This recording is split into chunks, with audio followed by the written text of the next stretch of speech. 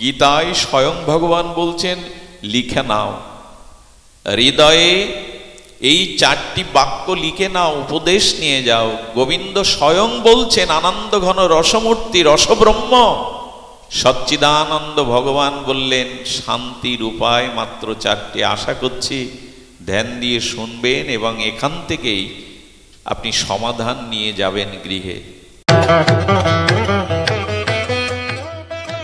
এখন দেখছেন হিন্দু মিডিয়া চ্যানেলটি সাবস্ক্রাইব করুন।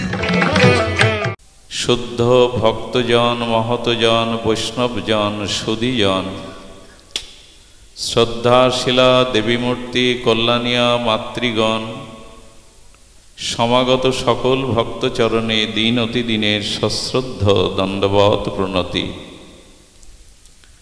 নিবৃতি তর্ষৈ রূপগীয় মানাত, ধবৌ সাদ্যে মন অভিরামাত, ক উত্তম শ্লোকা গুণানুবাদ, পুমান বিরাজ্যত বিনা পশুঘাত। ভাগবতজি বলছেন নিবৃত তর্ষৈ,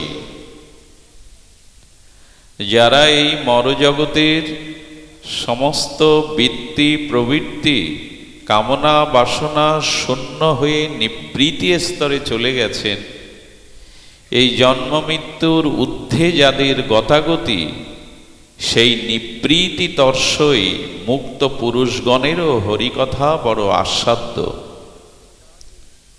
যেমন ঋষিগণ, দেবর্ষিপাদ, নারদ, ব্যাস, শুক, এরা কারা? এরা জীবমুক্ত মহাপুরুষ, এরা জীবত্ব স্তরে, এদের জন্ম নাই, মৃত্যু নাই। তো সেই ব্যাস, শুক, নারদাদি যারা নিবৃত স্তরে জীবমুক্ত স্তরে চলে গেছেন, যাদের কোনো অভিলাষ চিত্তে স্বপ্নেও জাগে না, তারা কামনামুক্ত, বাসনামুক্ত, নির্মল, বিশুদ্ধ, প্রেমময় চিত্ত, কিন্তু তারাও পর্যন্ত ভগবানের নাম রূপ লীলা পানে সর্বদা মত্ত হতে ব্যস্ত হয়ে যান। আচ্ছা, যাদের জন্ম জরা মৃত্যু কর্মফল নাই, যারা জীবমুক্ত, জীবত্ব থেকে যারা মুক্ত হয়েছেন, যাদের মৃত্যুময় কামনাময় নিবৃত্তি হয়ে গেছে চিরতরে, সেই ব্যাসদেব, শ্রীল সুখদেব, দেবর্ষিপাদ, নারদ, মুনিগণ, যাদের চিত্তে কোনো কামনাই জাগে না, বাসনাই জাগে না, যেমন সূর্যের সামনে কখনো অন্ধকার যায় না, সূর্যে কখনো সন্ধ্যা নামে না, তেমনি এদের চিত্তে কোনো ফলাকাঙ্ক্ষা বাসনা জাগে না, তবু তারা নিত্য নিরন্তর নামরূপ ভগবানের মাধুর্য লীলায় রত হতে লোভাতুর হয়ে যান। এরা পান করেন ভবৌষধাৎ, ভবৌষধাৎ এই অমৃত। আর যারা আমার মতো মাদিস সংসার রোগে, ভবরোগে, কামনা বাসনা রোগে রোগী, খুব ধ্যান দিয়ে শুনুন, ভাগবতী শ্লোকটি বড় মার্মিক শ্লোক।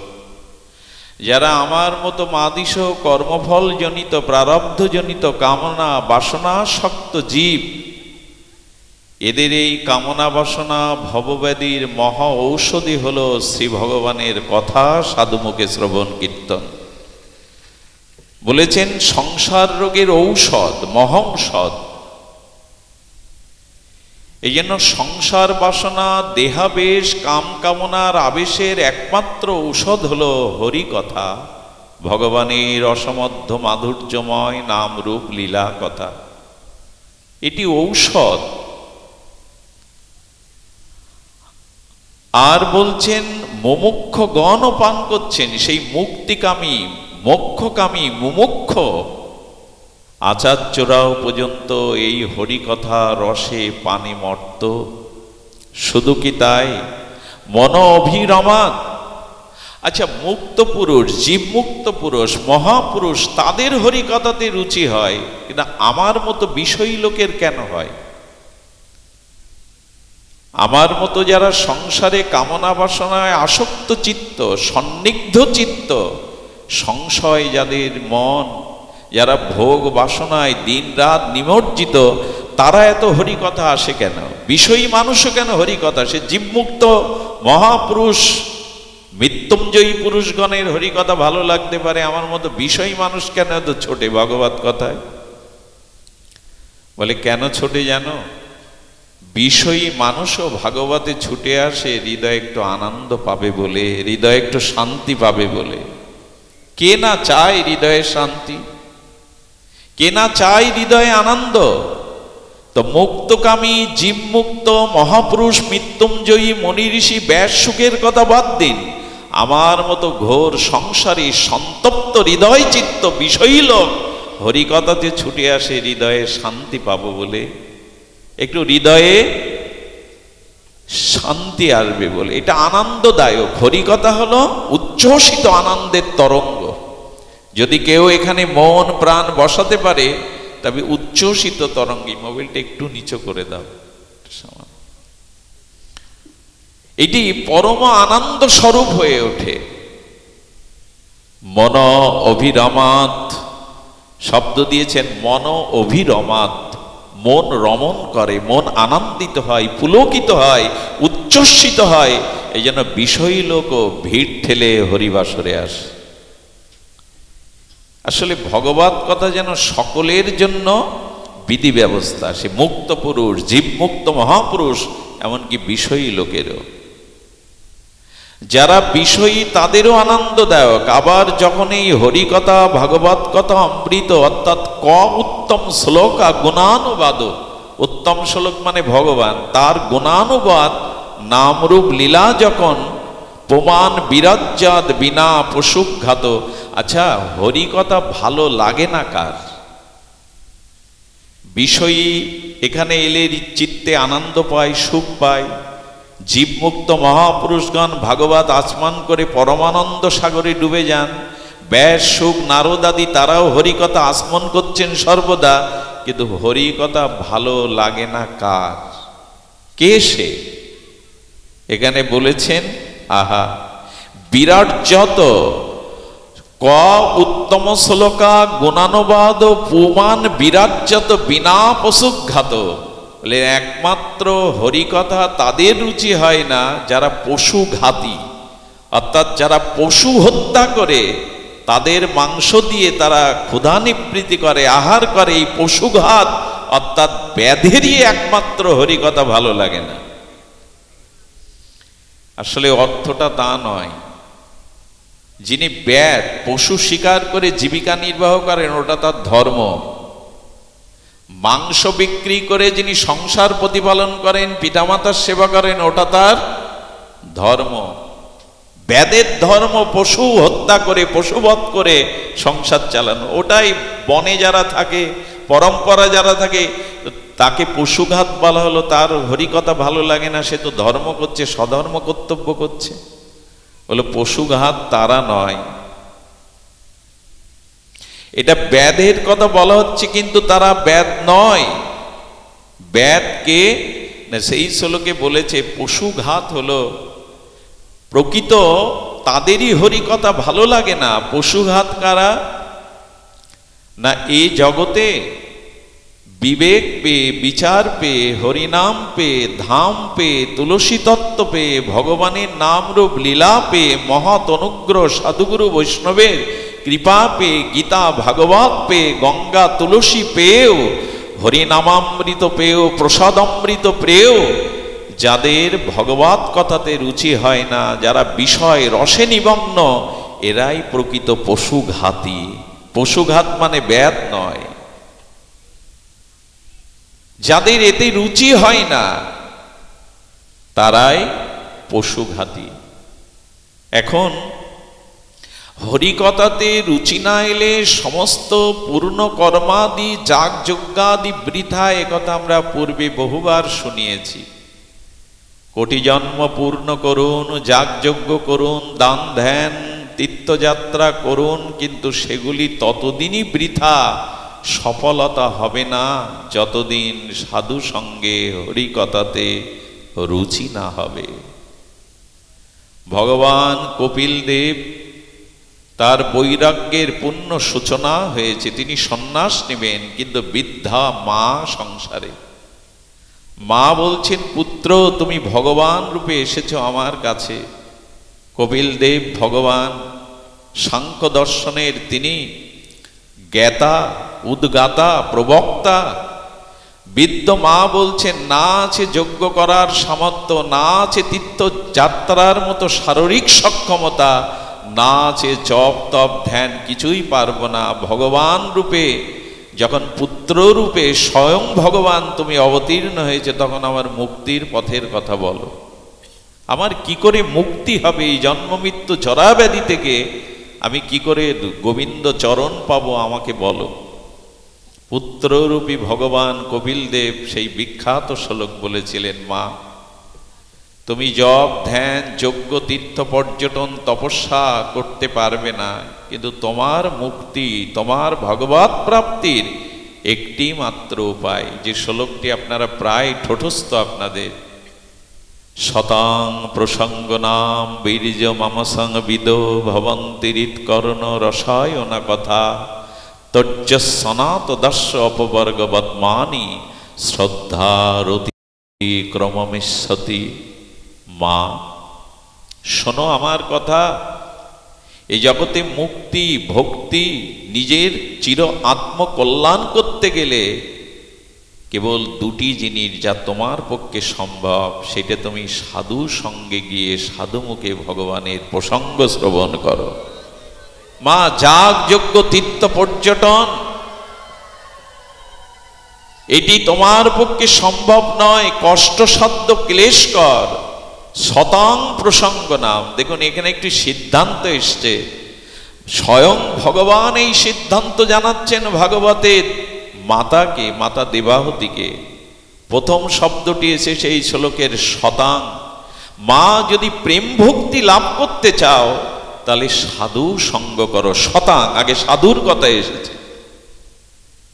শতাং প্রসঙ্গ নাম, আগে ভগবত কথার আসেনি। কারণ কাকে সাধু সঙ্গ বলে?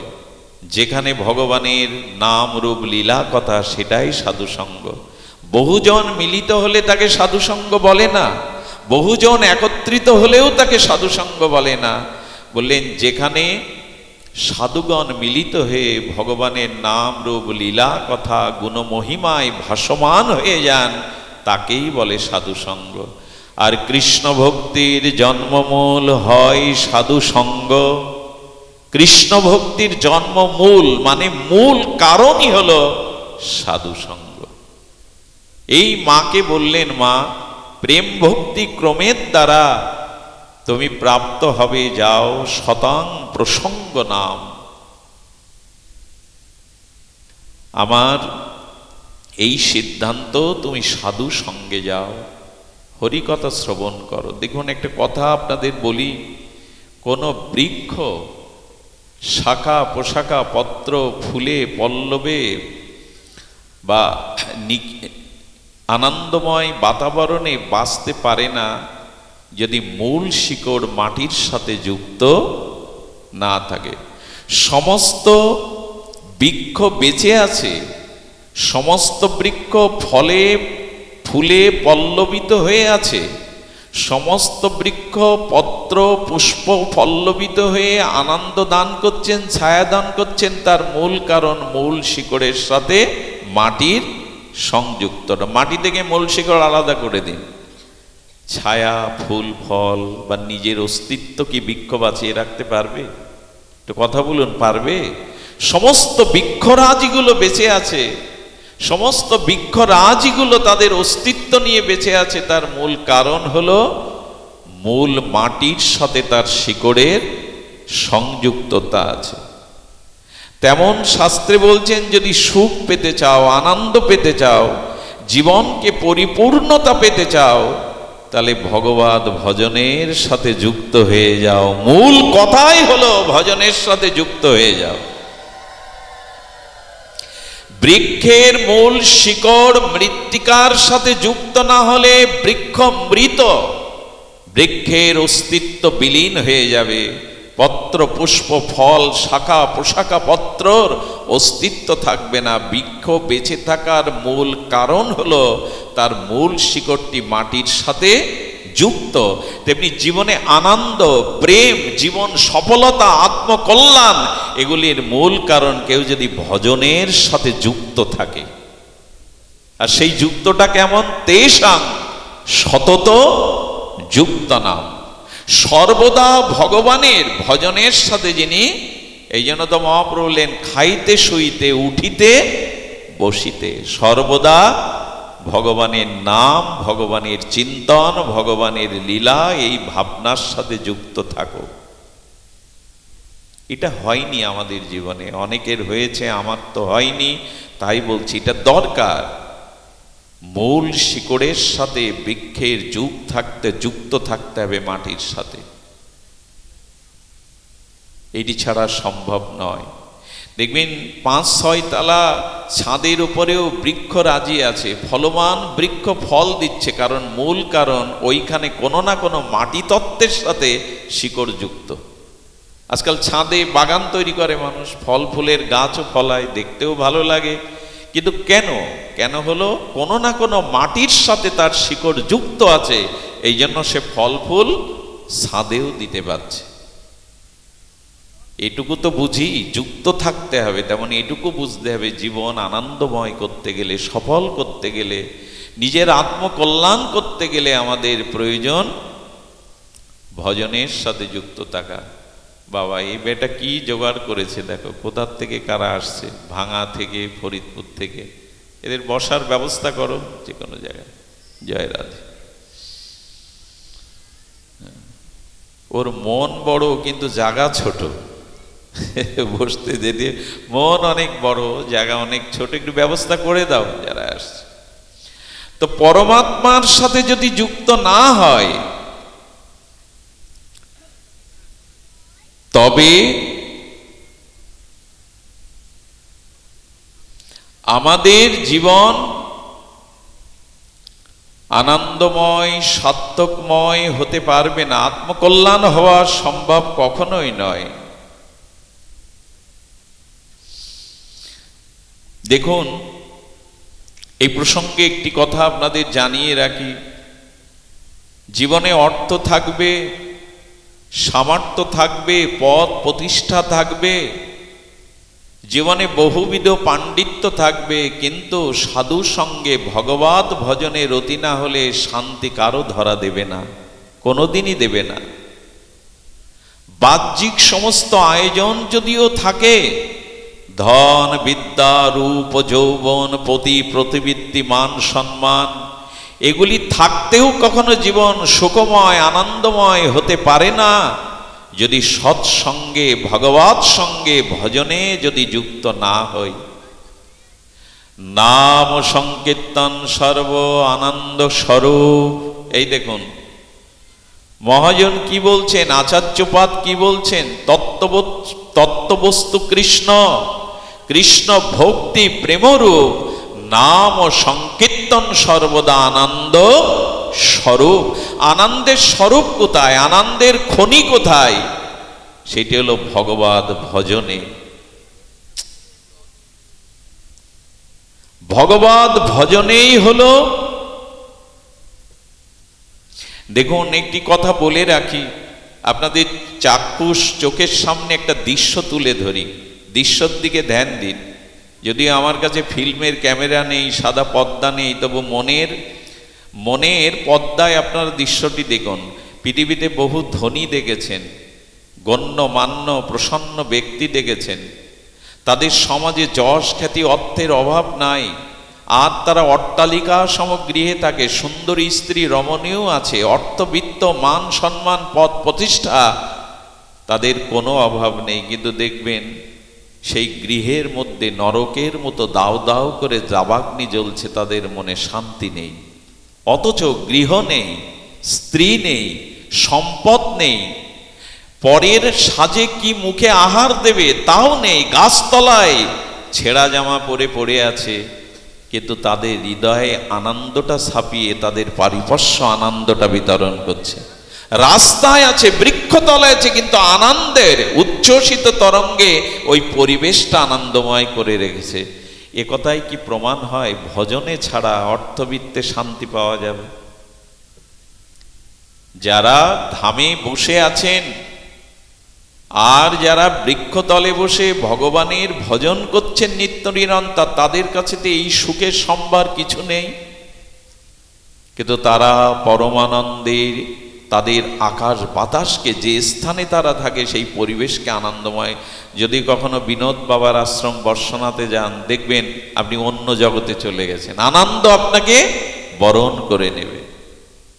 সাধু মহাত্মাদের দর্শনে যান, দেখবেন চিত্তে আর কোনো বিষয় বাসনা, মলিনতা, নিরানন্দ থাকবে না।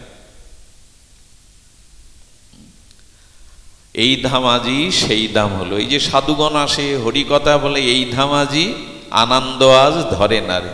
তো সাধু কি টাকা এনেছে এখানে? আপনার জন্য বাড়ি গাড়ি এনেছে? আপনার জন্য কোনো সুব্যবস্থা দিয়ে এনেছে? এখানে সাধু কি এনেছে? বলে সাধু এনেছে হৃদয়ের আনন্দ। আনন্দ দিতেই তাদের আশা। আনন্দ আজ ধরে না রে। বৈষ্ণব পদকর্তা কীর্তনের সুর মিলে আজ আনন্দ। তো সাধুরা অর্থ আনলো না, বাড়ি গাড়ি আনলো না, বিষয় সম্পত্তি আনলো না, তো এখানে আনন্দ কেন? বলো সাধুই আজ চিত্তে আনন্দ বিতরণ করতে এসেছে। এই ধাম আজই সেই ধাম। আনন্দ আজ সাধুগুরুর আগমনে। আনন্দ আর এই পদগুলো পদ না, এ শুধু কবির লেখা কোনো কবিতা না, পয়ার না। আনন্দ আজ ধরে না রে। আজ যেন এখানে চাঁদের মেলা বসেছে, চাঁদের হাট বসেছে। কেন না? এখানে সাধুগণ এসেছেন, তাদের চিত্তে যে ভজন আনন্দ সেটা ছড়িয়ে পড়েছে চারিদিকে। এই জন্য প্রমাণ হয় যে ধন না থাকলেও, সম্পদ না থাকলেও, গাড়ি বাড়ি না থাকলেও, পদ প্রতিষ্ঠা না থাকলেও শান্তি আছে। প্রহ্লাদ মহারাজ অবধূতকে দেখছেন, দত্তাত্রেয় ভগবান অবধূত যিনি 24 গুরু করেছেন, বলে তার হাসি কি? প্রহ্লাদ বলছেন আমি মহারাজ, আমি রথে চড়ে যাচ্ছি আর এই গাছতলায় ময়লা একখানা কাপড় পরে তার মুখের যে প্রসন্ন হাসি, ও হাসি আমিও কখনো। এখন দেখবেন মানুষ, আমরা প্রাণ খুলে হাসি না, হাসিটাও আমাদের কোথাও নকল।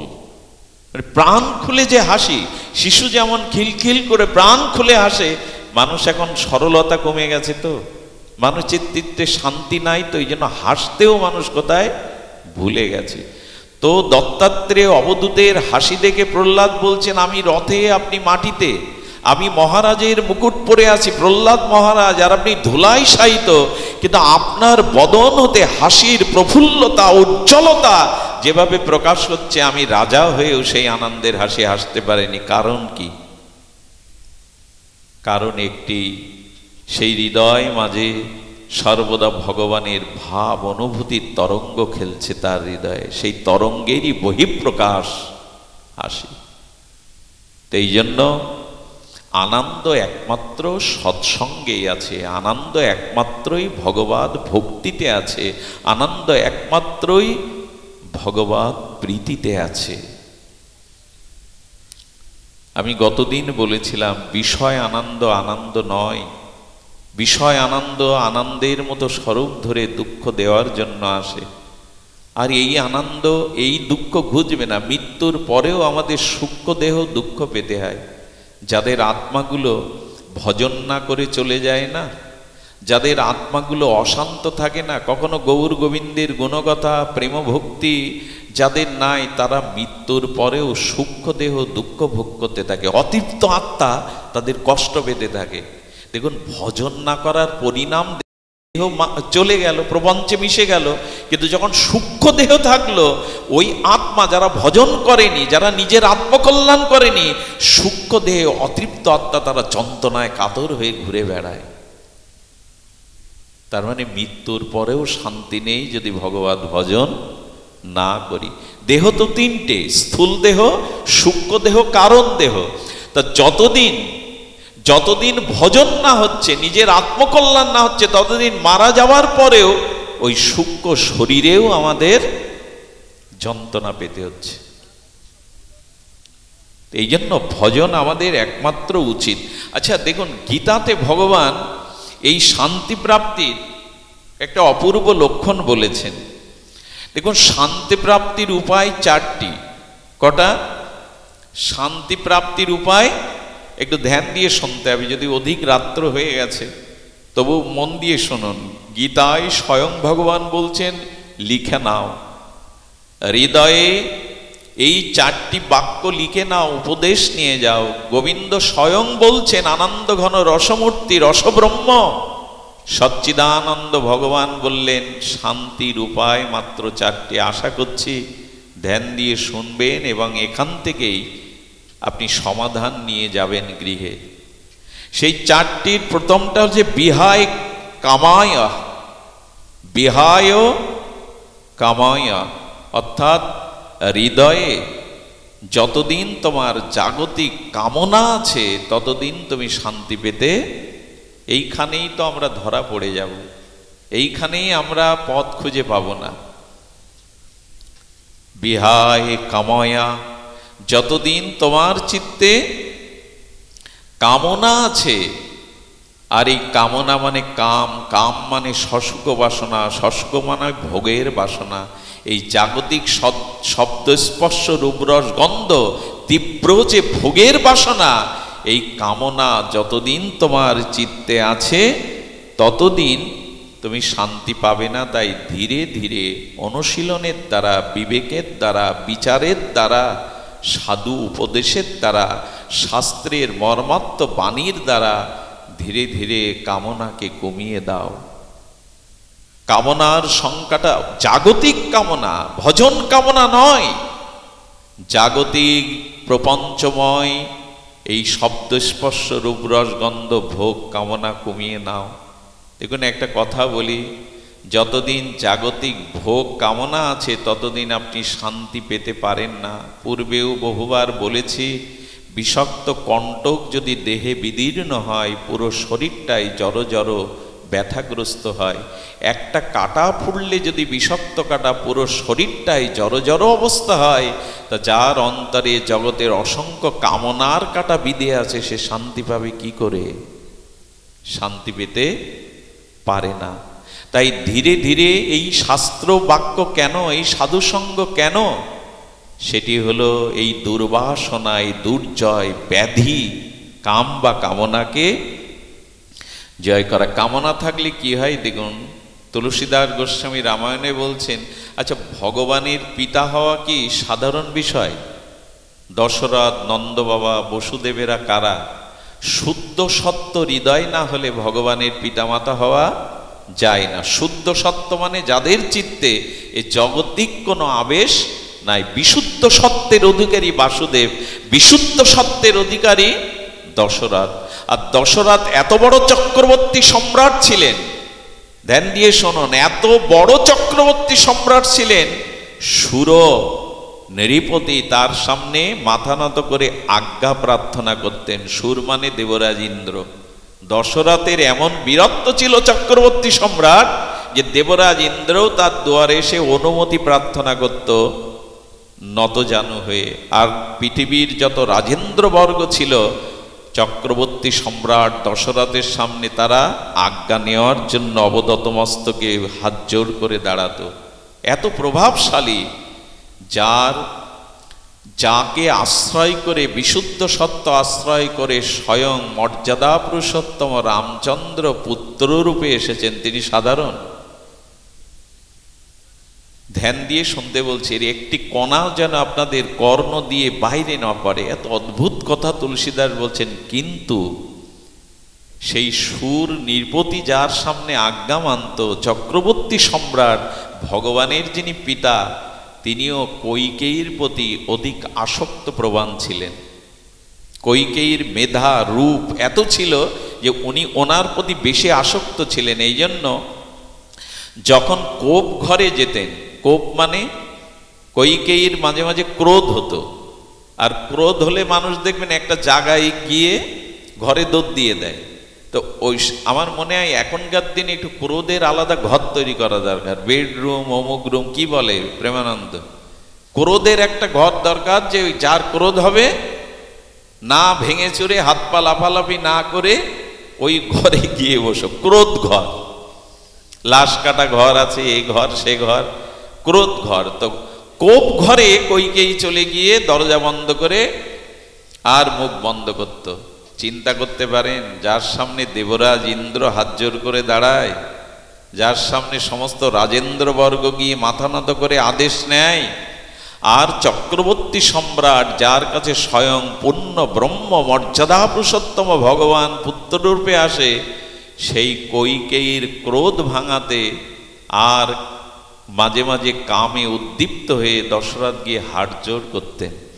মান ভাগানোর জন্য ঘন্টার পর ঘন্টা, দিনের পর দিন তার চরণ প্রান্তে বসে বসে তার রাগ ভাঙাতেন, শুধুমাত্র অতিরিক্ত কইকেয়ীর প্রতি আসক্তি থাকার কারণে। যদি ভগবানের পিতার এই হয়, চক্রবর্তী সম্রাট দশরথের হয়, তবে রূপ যৌবন ভোগ বাসনার প্রতি যার হৃদয়ে অতিরিক্ত আসক্তি আছে, তার কি দশা হতে পারে?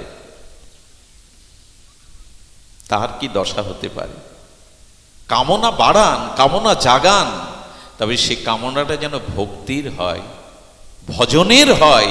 এই জগতের কোনো কামনা বাসনার দিকে যেই দৃষ্টি যাবে, আপনাদের মনে পড়ে তো কামনা মানুষকে কোথায় নিয়ে যায়? দেখুন, এক সমর্থ গুরুদেব, আর তিনি সর্বসমর্থ গুরুদেব, তার অপ্রকাটের সময় তার প্রিয় শিষ্য বলছে শেষ উপদেশ দিয়ে যান, যাতে জীবনে পড়ে না যায়, স্খলিত না হয়। অপ্রকাটের আগে গুরুদেব বলে দিলেন, বিড়াল পুষবে না। পাশের লোক সব হাসাহাসি করছে, এটা উপদেশ হতে পারে? কখনো বিড়াল পুষবে না। সবাই হাসি ঠাট্টা করছে। এমন একজন মহামানব মৃত্যুর সময় শেষ উপদেশ এই দিয়ে গেল শিষ্যকে, বিড়াল পুষবে না। আচ্ছা, ওনার প্রিয় শিষ্যের কাছে ইনি জিজ্ঞাসা করছেন, গুরু মহারাজ আমাকে এটা কেন বলল? আপনারা তো তার প্রিয় অন্তরঙ্গ পার্ষদ, আপনারা কৃপা করে বলুন।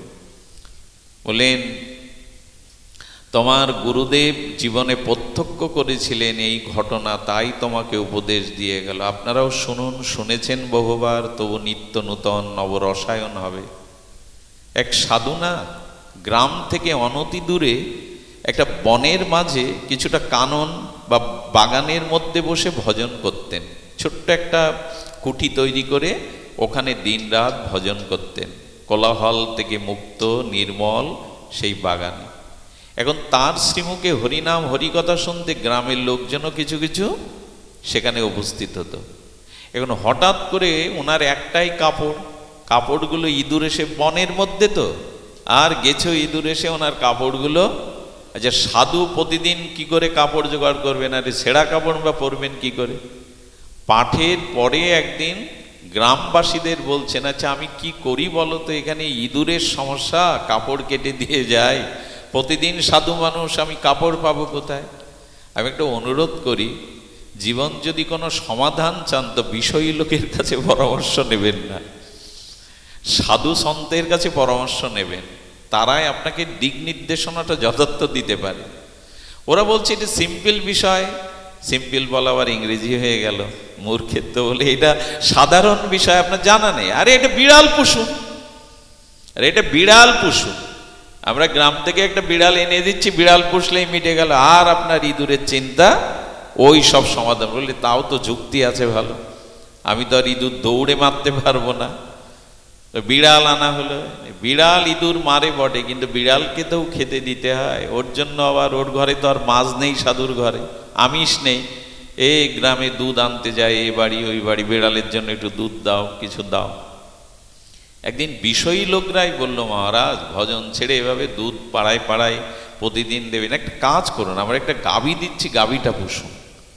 এর গাভীতে কি হবে, দুধও পাবেন, আর আপনার নগরে নগরেও প্রতিদিন যাওয়া লাগবে না, আর এমনি করে সমস্যার সমাধানও, বিড়ালও থাকবে, ইঁদুরও মারবে, গাভীটাও তো।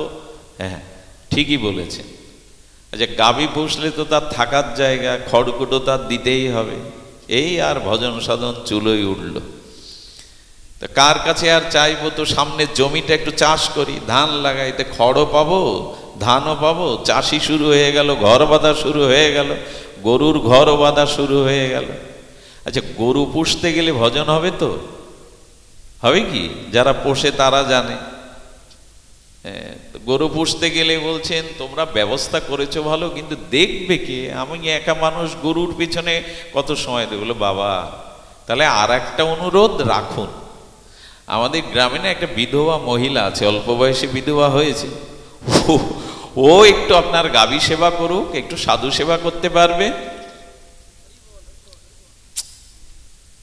ও সেবা করতে পারবে, আপনি সমাধান, ও আপনার একটু গাভী দেখতে পারবে, দুধটা দহন করে দিতে পারবে, একটু ফুটিয়ে দেবে। বলে এও যুক্তি খারাপ না। 1 বছরের মাথায় বিধবার বিধবা নেই, শীতেতে সিঁদুর উঠলো, 2টো ছেলে মেয়ে হয়ে গেল, বিবাহ করে বসলো, ঘরের চালে উঠে এবার সংসার করো। গুরু মহারাজ এটা দেখেছিলেন, তাই তোমাকে বলে গেল বিড়াল কখনো পোষো না। কামনার দশা হলো এই, সংসারে একটা কামনায় যদি আপনার মন চলে যায়, ওর পেছনে আর 20টা পরিপূরণে এসে যাবে। এই জন্য বলছেন যে দেখো বিহায় কামায়া, গোবিন্দের এক একটা কথা, গীতার এমন এক একটা বাণী, কামনার পেছনে যদি ছুটতে যাও জীবন বরবাদ হয়ে যাবে। দেখুন এক জঙ্গলে তপস্বীর কাছে এক রাজা রাজা যার দর্শনে যায় সে সাধারণ তপস্বী না। তো রাজা গেছেন, গিয়ে বললেন আপনার মতো নিষ্কিঞ্চন সর্বত্যাগী সাধুকে আমি একটু আহ্বান জানাচ্ছিলাম, আমার রাজপুরীতে একদিনের জন্য এসে যদি একটু সেবা স্বীকার করতেন, কিছুটা পায়ের ধুলো দিতেন। বললেন না রাজা, রাজদর্শনও আমার জন্য নয়, আর রাজপুরীতে তো আমার যাওয়া সম্ভব নয়, আমাকে আমার মতো থাকতে দাও। রাজা তিনি সহৃদয়, রাজার হৃদয়েও সাধুর প্রতি প্রীতি ছিল, নাহলে রাজা হয়ে রাজদর্শনে যাবে কেন? কিন্তু এই কথাটা তার অপমান জাগালো। সাধু একদিনের জন্য তো আসতে পারত, আমি রাজা, আমি তাকে আহ্বান করলাম, এতে তার কি ক্ষতি হবে? তার ভিতরে কিন্তু তার জেদ চেপে গেল। ওই এলাকার ওই তল্লাটের সর্বশ্রেষ্ঠ যুবতী সুন্দরী পতিতাকে আহ্বান করল, আমি তোমাকে সময় দিচ্ছি যতদিন লাগে, কিন্তু ওই সাধুকে আমার গৃহে তোমাকেই আনতে হবে, আমি তোমার জাগতিক শত আকাঙ্ক্ষা পূর্ণ করব, আমি ওয়াদা করলাম। যুবতী ছিল, বুদ্ধিমতীও ছিল এই পতিতা। উনি এসে 10 দিন ধরে দূর থেকে আড়ালে দেখতে লাগলেন ওনার কর্মজীবন, কখন কি করেন, ভোরে উঠে কি করেন, কখন কি করেন। এবং সেই সাধু এমন সাধনের স্তরে চলে গিয়েছিল, উনি বায়ু ভক্ষণ করে ভজন করতেন, আহার করতেন না। যদি বলেন কথাটা মিথ্যা, মিথ্যা নয়। আচ্ছা এই সাপগুলো, ব্যাঙগুলো 6 মাস মাটির তলে থাকে, এরা খায় কি? এই যে ব্যাঙগুলো না মাটির স্তরে তলে থাকে, বর্ষার সময় বৃষ্টি স্নাত হলে ওরা 6 মাস মাটির নিচে আহার বিন বাঁচে কি করে? সাপগুলো বাঁচে কি করে? সাপগুলো শীতকালে বেরোয় না, আহার সঙ্গে বেরোয় না। আমাদের ভারতীয় ঋষিরা বলেছেন ওরা একটা মুদ্রা জানে, যোগ মুদ্রা। সেই মুদ্রার নাম খেসুরি মুদ্রা। কি নাম বলা হলো? খেসুরি মুদ্রা। মানে আমাদের জিহ্বার আলায়, মানে জিহ্বার অগ্রে একটা ছিদ্র আছে, রস আমাদের জিহ্বায় কিন্তু বিন্দু বিন্দু শুষ্ক ক্ষুদ্র ছিদ্র পদ আছে, ওই রসগুলো ওখান থেকে বহির্গমন হয়। কোনো ছিদ্র সূক্ষ্ম না থাকলে টক ঝাল মিষ্টি রসের অনুভূতিগুলো আর সূক্ষ্ম সেগুলো আপনি দেখতে পাবেন না। তো জিহ্বার অগ্রে একটা ছিদ্র আছে, যিনি ওই জিহ্বার অগ্রে ছিদ্রটা নাসিকার মধ্যে প্রবেশ করাতে পারেন, এর নাম খেসুরি মুদ্রা। আপনি পারবেন না, ওই ছিদ্রের ভিতরে নাসিকার অগ্রভাগটা প্রবেশ করে। এই খেসুরি মুদ্রা যদি থাকে কারো, 6 মাস কেন 2 বছর না খেয়ে বাঁচতে পারবেন আপনি। ব্যাঙগুলো এইভাবে বেঁচে থাকে, খেসুরি মুদ্রা। ভারতীয় যোগ দর্শন জানিয়েছেন সাপগুলো এইভাবে মাটির নিচে না খেয়ে 6 মাস ভেগগুলো পড়ে থাকে। তো উনি বায়ু ভক্ষণ করেন। উনি দেখলেন কখন উনি বায়ু ভক্ষণ করেন, কখন জপ দান করেন। 10 দিন পর্যবেক্ষণের পরে উনি যে যখন বায়ু ভক্ষণ করেন, বায়ুতে চন্দনের সুগন্ধ মিশিয়ে দিলেন, চন্দন ঘষে বায়ুতে ওই পরিমণ্ডলটা চন্দন গন্ধ দিয়ে দিলেন। তা আগে যে পরিমাণ উনি বায়ু নিতেন, এই সুগন্ধ পাওয়াতে বায়ু আরো বেশি করে, বায়ুটা প্রদান করছে কে? সুগন্ধিটা পতিতা, তো তার মনের বাসনা ওই বায়ুর সাথে ধীরে ধীরে প্রবেশ করছে। দেখবেন গায়ের গন্ধটাও মানসিক বৃত্তির পরিবর্তন করে, গন্ধরও একটা মহিমা আছে। তো ওই বায়ু ওইভাবে দিতে দিতে উনি বায়ু বেশি করে টানতে লাগলেন, সুগন্ধ পেতে লাগলেন। ধীরে ধীরে তার ওই সুগন্ধের জন্য ক্ষুধাটাও, আর বায়ু ভক্ষণ করে যে প্রসন্নতা, ক্ষুধার পিপাসা বেড়ে গেল। উনি একটা পাত্রে একদিন পরমান্ন সামনে দিয়ে দিলেন। এখন এটা দৈবকৃত পরমান্ন, সুস্বাদু গন্ধ আর আস্বাদ্য বস্তু পেয়ে উনি পেতে শুরু করলেন। এইভাবে দিতে দিতে একটা জিনিস বলি, অন্ন যদি আপনি যার কাছ থেকে অন্ন পাবেন, তার মনোবৃত্তি আপনার ভিতরে প্রবেশ করবে। আপনি চিন্তা করতে পারেন, পিতামহ ভীষ্ম দ্রৌপদীর বস্ত্রহরণে কথা বলল না, এটা হয়? যিনি তলোয়ার বের করলে সূর্যের গতিকে রোধ করতে পারেনি, এত দৃঢ় পিতামহ ভীষ্ম, তুমি কেন নীরব ছিলে? এত কুলবতী দ্রৌপদীর বস্ত্রহরণ হচ্ছে, তুমি হুঙ্কার দিলে কোথায় দুর্যোধন? সূর্যের গতিরোধ করার ক্ষমতা তোমার। আর তুমি কেন পাণ্ডবদের পক্ষ না নিয়ে কৌরবদের পক্ষ নিলে পিতামহ ভীষ্ম? তুমি গঙ্গার পুত্র, যে গঙ্গার নাম নিলে মানুষ পবিত্র হয়, পাপ মুক্ত হয়, তার গর্ভে জন্ম নিয়ে এই পাপীদের ওষুধদের সঙ্গ কেন তুমি নিলে? ভীষ্মের একটাই উত্তর ছিল, আমি দুর্যোধনের অন্ন পেয়েছিলাম, অন্নই আমার বিবেককে সেদিন রুদ্ধ করেছিল। এই জন্য সকলের অন্ন কেন পাওয়া হয় না? অন্নের মধ্যে দিয়ে বৃত্তি প্রবেশ করে। ওই যে পতিতা, ওকে পরমান্ন দিতে লাগলো না, ওর বৃত্তিটা ধীরে ধীরে, দেখুন কামনা কি সর্বনাশা জিনিস। কেন শান্তি পাওয়ার জন্য ভগবান কামনাকে ধীরে ধীরে তাড়াতে বলছেন? একদিনে হবে না, এক জন্মেও হবে না, কিন্তু কমাও তো, সংখ্যা কমাও তো। এটা না হলে হবে না, ওটা না হলে না, এটা থাকলে জীবন চলবে না, কমিয়ে আনো সংখ্যা। অনন্ত ভোগ বাসনার সংখ্যা এবার কমিয়ে আনো। ওই প্রবৃত্তির অন্ন পেতে পেতে, অন্ন পেতে পেতে, অন্ন পেতে পেতে, এই জন্য অনেকেই দান গ্রহণ করেন না, অন্ন গ্রহণ করেন না। আপনি যদি কারো কাছ থেকে শুধু নিতেই থাকেন দান, এক সময় তার অন্যায় প্রস্তাবটাও আপনাকে মেনে নিতে হয়। আপনি আর তখন না বলবার ব্যক্তিত্ব হারিয়ে বসেন। এই জন্য যেখানে নেওয়া আছে ওখানে দেওয়াও থাকতে হবে, নাহলে কিন্তু ফাঁদে পড়ে যাবে। ফাঁদে তো আমরাই পড়ি বেশি, আমাদের তো সব দুহাত ভরে দেয়, আমরা তো কিছু দিতে পারি না। আমি একজন মহৎকে বলছি, বাবা তাহলে আমরা এই ফাঁদে পড়ে যাই, আমাদের সকল কিছু দেয়। বলে দেওয়ার বিনিময়ে তোমরাও তো দাও, হরি কথা তো দাও, এই দেওয়াটাও তোমাদের দেওয়া। দেওয়া নেওয়া থাকুক, কিন্তু শুধু নেওয়া থাকলে ফাঁদে পড়ে যাবে। তার অন্যায় কোনো প্রস্তাবে আপনি মাথা উঁচু করতে পারবেন না। এই জন্য দান, পরিগ্রহ, অন্ন সবখানে নেওয়ার ব্যবস্থা নাই। যারা এই পথে এসেছেন, আমি আপনাদের একটা উপলব্ধি বলি, সব তো মহাত্মারা সামনে বসে, দেখবেন যে বিষয়ই যার চিত্ত শুদ্ধ না, অশুদ্ধ পথে অর্থ রোজগার করা, সেখানে যদি প্রসাদ রূপেও আপনি অন্ন পান, আপনার শরীরে ওই প্রসাদের দ্বারা, প্রসাদের যে ক্রিয়া, সুস্থতা, ভজনে অনুরাগ, প্রীতি, আনন্দ, এটা পাবেন না। শরীর কোথাও না কোথাও সমস্যা তৈরি হবে।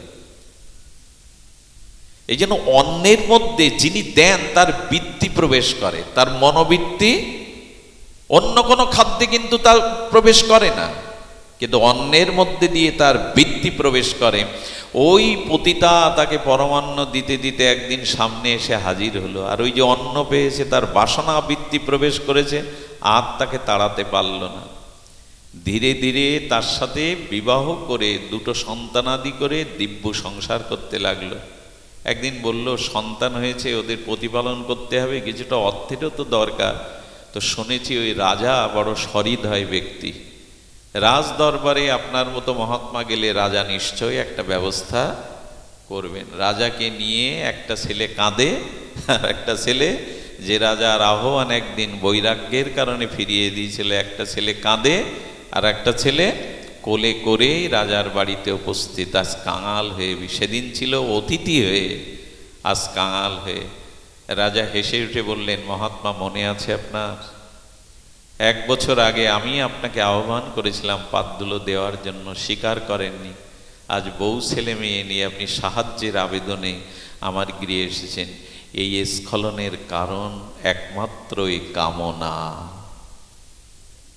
একমাত্র কামনা। কারো কাছ থেকে যদি অতিরিক্ত কোনো কামনা থাকে, দেখবেন আপনি বিবেক কাজ করবে না, আপনার সামর্থ্য কাজ করবে না, দুর্বল হয়ে পড়বেন আপনি। এই জন্য দয়া করে ভগবানের কথার দিকে দৃষ্টি দিন। এই জাগতিক ভোগ বাসনা কামনা, এটার যদি লাগাম না টেনে ধরেন, শান্তি আপনার জীবনে কোনোদিনই আর মরেও শান্তি পাবেন না। কারণ ওই বাসনা নিয়ে মরলে ওইটা পূরণের জন্য আবার অন্যের ঘাড়ে লাগ দেবে পিশাচি হয়ে। বাসনাটা পিশাচির মতো। পিশাচি কেন জানেন? ভূতে লাগা রুগী ভুল বলে, এত খাওয়ানো হয় স্বাস্থ্য ভালো হয় না, খাই তো পিশাচি। তো এই যে বাসনা সব খেয়ে ফেলে আমাদের কল্যাণ, আমাদের মঙ্গল। যে যত বাসনা থেকে কামনা থেকে দূরে সরে আসতে পেরেছে, জীবন তার ততখানি সার্থক। বেঁচে থাকার জন্য খুব বেশি প্রয়োজন আছে বলে যুগ যাই বদলাক, যুগ যেখানেই যাক, খুব বেশি প্রয়োজন থাকে না। দ্বিতীয় কারণ কটা বলেছিলাম শান্তি পাওয়া? 4টি। দ্বিতীয় কারণ স্পৃহা ত্যাগ। কি ত্যাগ? স্পৃহা। স্পৃহার আবার বিপরীত শব্দ নিস্পৃহা। স্পৃহা ত্যাগ মানে, খুব ধ্যান দিয়ে শুনতে হবে, এটা আমাদের খুব কাজে আসবে। যারা দূরে আছেন অনুরোধ করছি, কাছে হয়তো বসতে পারেননি, সকলে ধ্যান দিয়ে স্পৃহা শব্দটি ধ্যান দিয়ে শুনুন। স্পৃহা মানে আমি যা পেয়েছি, আমার কর্মফল, আমার চেষ্টায়, আমার পুরুষত্ব, আমি যা পেয়েছি এগুলি চিরদিন আমার কাছে থাকুক বা বজায় থাকুক, এরকম ইচ্ছাটার নাম হলো স্পৃহা। আর এই যদি থাকে, জীবনে কখনো আপনি শান্তি পাবেন না। কথাটা আবার বলি। বলো আবার বলছো কেন? আমরা কি বুঝিনি? কিছু কথা আছে বারবার বলতে মন ইচ্ছা করে। বারবার কথাটা শুনে যদি হৃদয়ে লেগে যায়, যা কিছু কর্মের দ্বারা পেয়েছি, সৌভাগ্যে পেয়েছি, যা আমার বলে পেয়েছি, এগুলো আমার কাছে চিরদিন বজায় থাকুক, এই যে ইচ্ছাটার নাম হলো স্পৃহা। আর এটাই জীবনে যত অশান্তির কারণ। আপনি ভেবে দেখুন, যখনই আপনি মনে করেছেন যা পেয়েছি, রূপ পেয়েছি, ধন পেয়েছি, পদ পেয়েছি, এইগুলো চিরদিন বজায় থাকুক, গোবিন্দ বললেন তা হবে না। এই জগতের কোনো বস্তু স্থির নয়। সাপেক্ষ বলে একটা শব্দ আছে। কি পেক্ষ? সাপেক্ষ। সাপেক্ষ মানে সব পক্ষে, অর্থাৎ একটি এলে আরেকটি আসবেই, নিশ্চিত আসবেই, তার নাম সাপেক্ষ। যেমন দিন আসলে আসবে কিনা? এই আচ্ছা, পৃথিবী যেদিন সৃষ্টি হয়েছে তার থেকে এই নিয়মের ব্যত্যয় হয়েছে যে দিন এসেছে রাত আসেনি, এই নিয়মের ব্যত্যয় হয়েছে। পূর্ণিমা এসেছে অমাবস্যা আসেনি, এর ব্যত্যয় হয়েছে। ঠিক তেমনি জীবনে সুখ এসেছে দুঃখ আসেনি, এর ব্যত্যয় হয়েছে। সাপেক্ষ শব্দ মানে একটা এলে আর একটা আসবেই। তেমনি জীবনে যা এসেছে এই বস্তু তোমার কাছ থেকে চলে যাবে, এটা হলো সাপেক্ষ শব্দ। আচ্ছা প্রমাণ দিন। চুলের কালো কেশ থাকছে তো চিরদিন? যদি বলেন চুল চিরদিন কালো থাকুক, খোকনদা তো কালি করে না, পুরো সাদা। আপনারাও কালি করেন না অনেকে, থাকলো তো চুল কালো থাকলো। তা যা আছে প্রভু যা পেয়েছি এটা যেন চিরদিন বজায় থাকে, এই ইচ্ছার প্রমাণ আপনার মাথার চুলই দিচ্ছে। মাথায় তো বুদ্ধি থাকে, বুদ্ধি দিয়ে বলছে দেখো চুলও কালো থাকছে না। কালো আর কতদিন করবে? কালো করেও ধরে রাখতে পারবে না। দাঁতটা চলে যায়, দৃষ্টিশক্তি চলে যায়, যা আছে সব বজায় থাকুক, এইটাই দুঃখের অশান্তির কারণ। আরে যা এসেছে তা যদি বিদায় নেওয়ার জন্য প্রস্তুত থাকো, যদি যাই যাক, আমি আমার জায়গায় থাকবো। সব তো আমার না, সব নিয়েও আসেনি।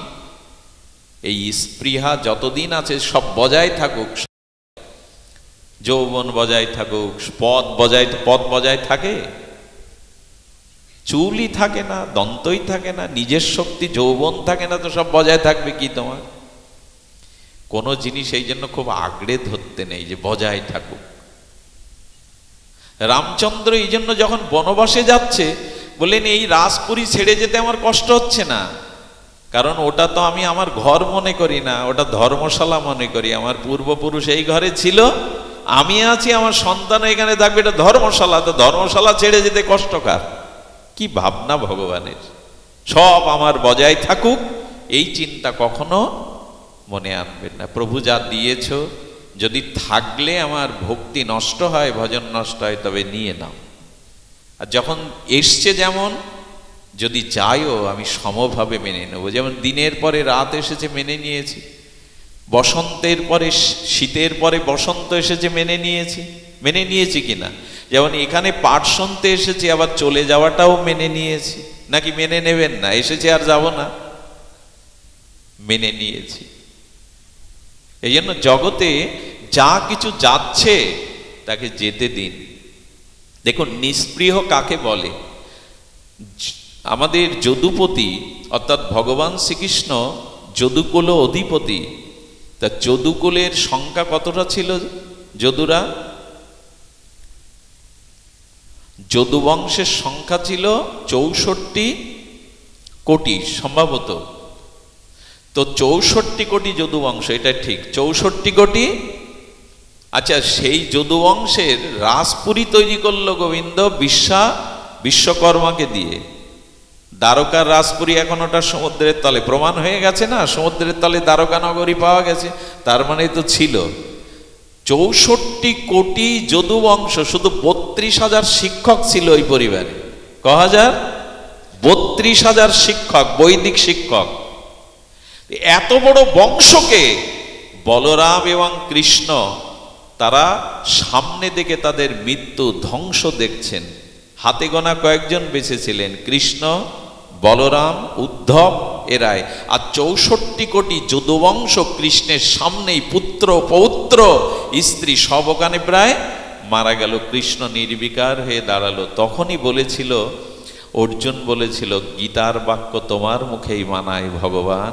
তোমার বংশ, তোমার দ্বারকাপুরী শেষ হচ্ছে, তুমি নির্বিকার দাঁড়িয়ে দাঁড়িয়ে দেখছো। কারণ গোবিন্দ যে বাণী বলেছেন সেটা তিনি নিজে পালন করেছেন। সব যেমন এসেছিল, আজ তেমনি কালের গর্ভে সব চলে যাচ্ছে। তুমি নিষ্প্রিয় থাকো, তুমি নিশ্চিত থাকো। কি দ্বারকাপুরী চলে গেল 64 কোটি, 56 কোটি, যদু 64 কোটি নয়, ভুল হলো। মহাত্মারা যারা পাঠ শুনছেন দূরে কাছে ক্ষমা করবেন, 56 কোটি যদুবংশ। তো এরা ধ্বংস হলো সামনে, উনি নিষ্প্রিয় নির্বিকার। একেই বলে যে বাণীটা বলছেন তাকেও তো আচরণ করতে হবে। গোবিন্দ আচরণ করে দেখালেন।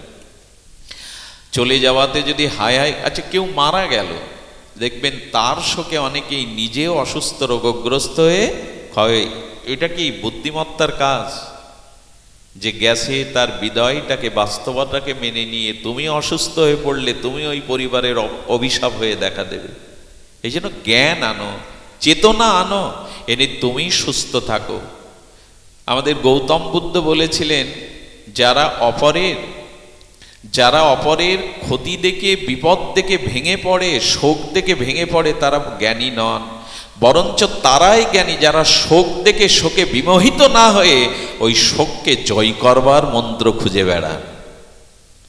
গৌতম বুদ্ধ তাই করলো। তো জরাগ্রস্ত ব্যাধি আর বিদ্যকে দেখে বলল, না, এই জরা আমাকে স্পর্শ করবে না, এই ব্যাধি আমাকে স্পর্শ করবে না। 11টা বছর একটা বৃক্ষতলে বোধিমূলে তপস্যা করে গৌতম বুদ্ধ ভগবান হলেন, জরা ব্যাধিকে জয় করলেন, নির্বাণ প্রাপ্ত হলেন। এটা কিসের জন্য? যে না, এই জরা ব্যাধি যাতে আমাকে, এইটা জ্ঞানীর লক্ষণ। হাও মাও করে ভেঙে পড়ে নিজেও অসুস্থ হয়ে রোগগ্রস্ত হয়ে চলে যাওয়া, এটা জ্ঞানীর লক্ষণ নয়। জ্ঞানীর লক্ষণ মানে ওই মৃত্যু, ওই ক্ষয় যেন আমাকে স্পর্শ না করে, সেই উপায়টা জ্ঞানীরা খুঁজে বেড়ায়। এই জন্য ভগবত ভজন করলে কি হয় জানো মা?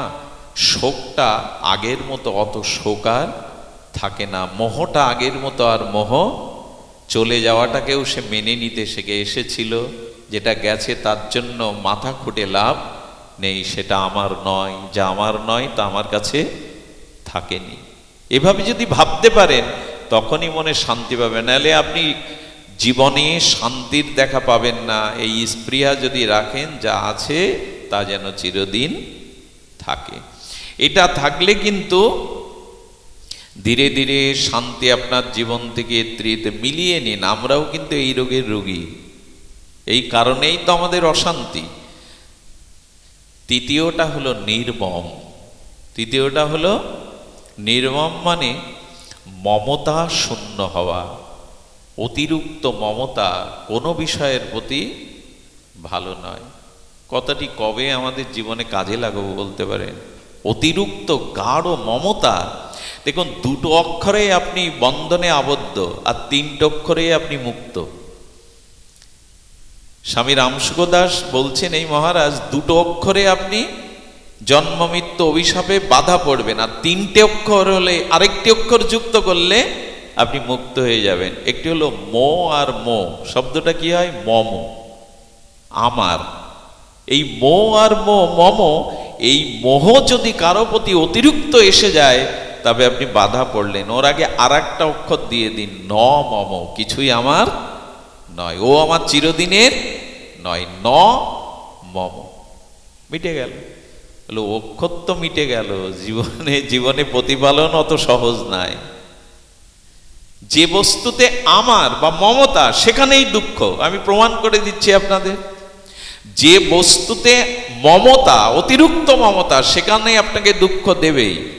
আচ্ছা, নদীর তীরে সুখে নদীর মৃদুমন্দ হাওয়া পাবেন, হ্যাঁ, সেই চাঁদনি রাত্রে, পূর্ণিমার রাত্রে চিকমিক চাঁদের আলোতে নদীর তরঙ্গে আপনি কল্পনা বিলাসে হারিয়ে যাবেন। এই জন্য নদীর তীরে বাড়ি করলেন, কিন্তু 6 মাস পর নদীর ভাঙন শুরু হলো, আর ভাঙনটা ধীরে ধীরে বাড়িটাকে গ্রাস করবার জন্য।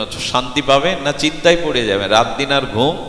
প্রতিটা ইটের কণায় কণায়, প্রতিটা বাড়ির কণায় কণায় আপনার মমতা মেশানো। এত সাত করে বাড়ি করলাম, কিন্তু নদী গর্ভে ঘুম হয় না, খাওয়া হয় না। আচ্ছা, ভেঙে যাব কুল ভাঙতে ভাঙতে বাড়ি পর্যন্ত এসেছে, বিল্ডিং পর্যন্ত। চিন্তা হতে হতে ঘুম নেই, খাওয়া নেই, ওজন কমে যাচ্ছে, রোগগ্রস্ত হয়ে যাচ্ছেন। কিন্তু কেউ এসে যদি ওই বাড়ির উপযুক্ত মূল্য দিয়ে কিনে নেয়, ওই মুহূর্তে কি করবেন? বেচে দেবেন কিনা? বেচে দিয়ে দলিল করে দিলেন, টাকাগুলো হাতে পেলেন। ওর পরের দিন যদি বাড়ি নদীগর্ভে বিলীন হয়, আপনার শোক হবে, আপনি কাঁদতে বসবেন। এতদিন কাঁদছিলেন কেন? মম, বাড়িটা আমার, আজ দলিলে শুধু সই করে টাকা নিয়েছেন, বাড়ি আর আমার, ভেঙে যাক আর নদীগর্ভে লীন হোক, তাতে আমার কি? শোকটা হচ্ছিল কেন? ওই দুটো অক্ষর, মো মো, মম, আমার। সংস্কৃতিতে মম মানে বাংলাতে আমার। আচ্ছা, তখন টাকাগুলোর মধ্যেই ওই পুরো বাড়িটার, বিল্ডিংটার চিন্তাটা চোখে গেল। টাকাগুলো রাখলে তো বিপদ আছে, কেউ যদি জেকে ফেলে, জেনে ফেলে, সন্ত্রাসীরা আসবে। বিশ্বাস করুন, যাদের বাড়ি একটু ফাঁকা, যাদের বাড়িতে তেমন মানুষ নাই আত্মরক্ষার, আপনি 500 লাখ টাকা যদি কেউ আপনার কাছে রাখতে দেয়, আপনি রাত্রে ঘুমাতে পারবেন না। ঘুম হবে না আপনার, কোনো না কোনোভাবে একটা চিন্তায় পড়ে যাবে। তখন টাকাগুলোর প্রতি ওর কেউ দেখলো না তো, কেউ এগুলো তো আসবে না তো, দস্যুরা এসে নিয়ে যাবে না তো। সকালবেলা ব্যাংকে গিয়ে টাকাগুলো জমা দিয়ে পাসবই আর চেক বই নিল। আচ্ছা, ওই টাকা জমা দেওয়ার পরে ওই দিন ব্যাংক যদি লুট হয়, ব্যাংকে আগুন লাগে, ওই টাকার জন্য আর আপনার চিন্তা হবে? টাকার বান্ডিল থেকে চিন্তাটা চলে এসছে, কারণ টাকা এখন আমার নয়, আমি ওটা জমা দিয়েছি। এখন আমার হলো পাস বইটা, ওটা বৃষ্টি এলে, ঝড় এলে যে কোনো জায়গায় ফেলে রাখবে। তখন চিন্তাটা গেছে। যতদিন যে বস্তু মম, আমার, সেখানে আপনার দুশ্চিন্তা যাবে না। এর থেকে সহজ করে বলবার আমার ভান্ডে আর কিছু নেই। যে বস্তুতে মম, আমার, সেই বস্তুতেই। এই জন্য গোবিন্দ বললেন, সংসারে থাকো, অতিরিক্ত আসক্তি কারো প্রতি দিতে। ওইখানেই একটা জিনিস বলি, শ্যামসুন্দর বড় পণ্ডিত বাবার কথা। দেখুন, এই যে জাল বনে না মানুষ, ওই জালের মূল একটা সুতো কেটে দিতে পারলে অন্যগুলো আর কাটতে খুব কষ্ট পেতে হয় না। তাই মমতা, অতিরিক্ত আসক্তি, এই জালটা কেটে দিন, তাহলে দেখবেন অন্যগুলোও ধীরে ধীরে মাকড়সার জালের একটা জায়গা যদি কেটে দিতে পারেন আর ওই জাল সুন্দর দেখাবে, ওই একটা সুতো কেটে দিতে পারলেই ধীরে ধীরে দোষে পড়বে। অতিরিক্ত মমতা কারো প্রতি এই জালটা কেটে দিন, তাহলে দেখবেন অন্যগুলো আর বাঁধবে না। তবে মমতা, আমাদের ভিতরে দয়া মায়া মমতা তো আছে, মমতা যদি দিতে হয় তবে একটু মোড় ঘুরিয়ে গোবিন্দের প্রতি দাও, ভগবানের প্রতি দাও। এইখানে বারবার বলো গোবিন্দ তুমি আমার, রাধারানী তুমি আমার, এইখানে বারবার মমতাটা দিন। দেখুন মমতাটা মোড় ঘুরিয়ে গেল, গোবিন্দ আমার, রাধারানী আমার। আমার সেই ছোটবেলায় পড়ালেখা করেছে, ভাগ্য ফলে বন্ধু রাজা হয়েছে, দরিদ্র বন্ধু দরিদ্রই। একদিন রাজারাও মানে বন্ধু দেখা করতে গেছে, বলে তোর এত সুন্দর ফুলের বাগান, বলে ফুলের বাগান আমার না, এটা গোবিন্দের। বলে এত সুন্দর সরোবর পদ্ম ফুটে আছে, এত সুন্দর সরোবর তোর, বলে সরোবর গোবিন্দের, আমার না। সুন্দর গেট দেখেছে, বলে এই গেটটাও তো তোর রাজপুরীর গেট, বলে এটাও গোবিন্দের। এই প্রাসাদ এটাও গোবিন্দের। মন্দিরটা, বলে এটাও গোবিন্দের মন্দির। বলে তাহলে তোর কি? বলে আমার কি দেখবি, আয়। হাত ধরে নিয়ে মন্দিরের মধ্যে গিয়ে রাধা মাধবকে দিকে বলছে, সব রাধা মাধবের, রাধা মাধব কেবল আমার। সব রাধা মাধবের, রাধা মাধব কেবল আমার। আহা, এইটুকু, এই যে মমতাটা ওই দিকে দিন, ভগবানের দিকে দিন মমতাটা। দেখুন মমতা কাকে বলে? যশোদা সকালবেলা পূর্ব গোষ্ঠে পাঠিয়েছেন গোপালকে, তাই না? কিন্তু যশোদার সারাদিন কান থাকতো বাঁশির দিকে আর গোধূলি বেলার দিকে। গোধূলি বেলায় যশোদা নবনীত ভাণ্ড রেখে আরতির সরঞ্জাম নিয়ে কত কত আগে থেকে প্রতীক্ষা করতো, ওই বুঝি গোপাল আসছে, ওই বুঝি গোপাল আসছে। আর যখনই উত্তর গোষ্ঠে গোখুর উচ্ছিত ব্রজধূলি মেঘে গোবিন্দ মুরলী বাজাতে বাজাতে আসতেন, সমস্ত ব্রজবাসীরা যমুনা পুলিনে এসে রাস্তার ধারে দাঁড়াতো। যেমন বর যেতে গেলে, জয় শ্রী রাধে, বর যেতে গেলে যেমন রাস্তার দুই ধারে দাঁড়ায়, বা এই তো একটা ভালো পরিবেশ, থাকুক যতক্ষণ থাকে। ধ্যান দিন, পাঠের দিকে ধ্যান দিন। কি বলেছে? যে বর যেতে গেলে যেমন দুই ধারে সবাই দেখতে আসে, তো গোবিন্দ আসবেন বিধায় অমনি করে সবাই দাঁড়াতো। ওই বদন থেকে তাদের সারা দিনের বিরহ জড়তা, জড় জড় মনের তাপ, বিরহ দূরে চলে যেত। সুধীজন, এমনি করে গোবিন্দ দর্শনের জন্য যেই বাঁশি বাজত, যশোদার কানে বাঁশি বাজত, তখন বাঁশির সুরটা যশোদা কি মনে করতে? দেখেন অতিরিক্ত মমতা থাকলে কি হয়।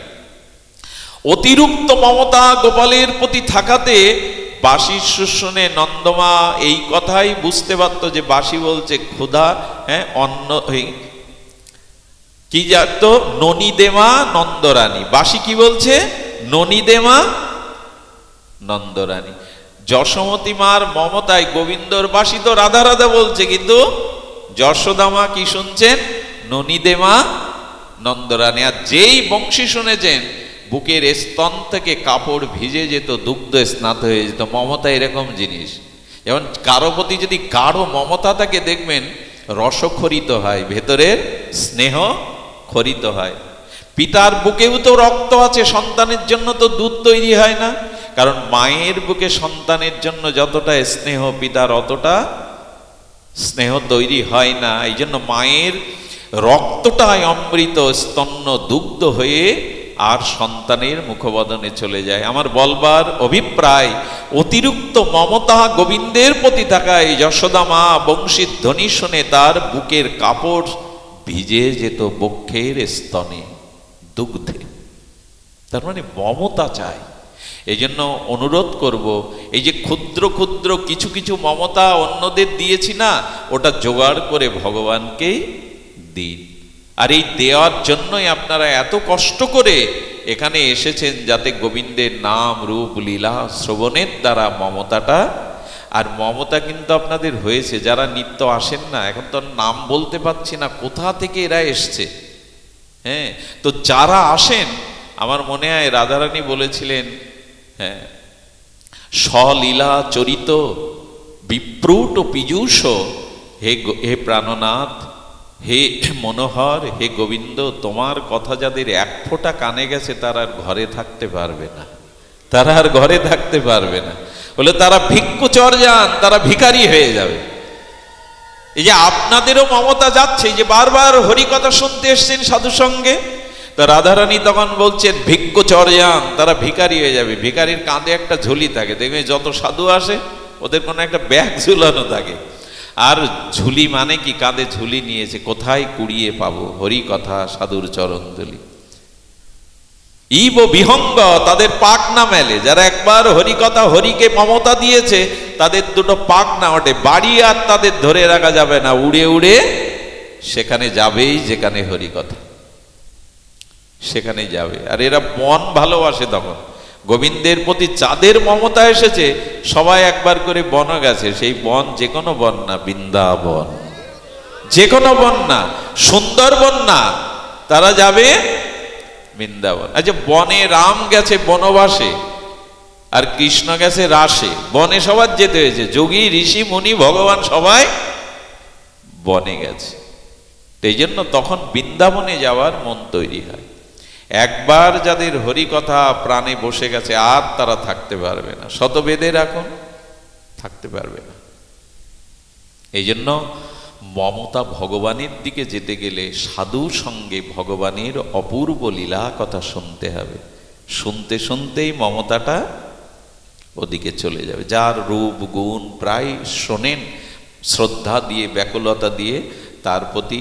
আর এই মমতাটা মানে রস, মমতাটা মানে, আরে এক সাধু এসেছে, উনি জিলিপি খেতে ভালোবাসতেন। আর জিলিপিটা ভোলা ময়রা তৈরি করতো, বৈষ্ণব মন্ত্রে দীক্ষিত প্রসাদ ভোজি উনি করত। গুরুদেব বলছেন আজ আর জিলিপি খাওয়া হলো না রে। শিষ্য বলছে প্রভু দোকান তো 5 মিনিটের পথ। এই ছেলেটা ডেকে বলছে 200 গ্রাম জিলিপি আন, 20 টাকা দিয়ে দিল, তাড়াতাড়ি যা। আর শোন, গুরুদেব বলছেন না আজকে সময় নেই। বলে গুরুদেব একটু একটু আপনি ভোলা ময়রার জিলিপি পাবেন না তা হয়?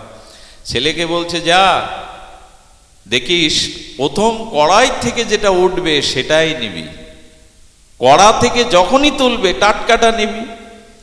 ও সরল গিয়ে দেখছে জিলিপি তৈরি করতে কটা কড়াই লাগে, একটা কড়াইতে তো ভাজা হয় আর একটা কড়াই রসে চুবানো হয়। ওকে বলে দিয়েছে কড়াই থেকে উঠবে আর সেই টাটকা নিবি। ও গিয়ে 20 টাকা দিয়ে যেই কড়াই থেকে তুলছে সাদা জিলিপি, বলছে না অন্য কড়ারটা নিতে নিষেধ করেছে, ওই কড়ারই দাও, প্রথম কড়ারটাই উঠবে দাও। কোথায় পাগল এসছে জিলিপি কিনতে। নিয়ে যাওয়ার পরে জিলিপি খাওয়া যাবে তো? জিলিপি খাওয়া যাবে না, রসে চুবাতে হবে। ভগবানের নাম রূপ শুনতে শুনতে আপনার হৃদয়ে একটা রসবোধ এসে যাবে। ওই রসটাই মমতা, ওই রসটাই মমতা, রসটাই মমতা। এই জন্য রস খরিত হোক। ভগবানের রসমধ্য নাম রূপ লীলা শ্রবণ করতে করতে আমাদের চিত্তে রস খরিত হবে, স্নেহেও রসসিক্ত হবে। এই মমতাটা ভগবানকে দিন।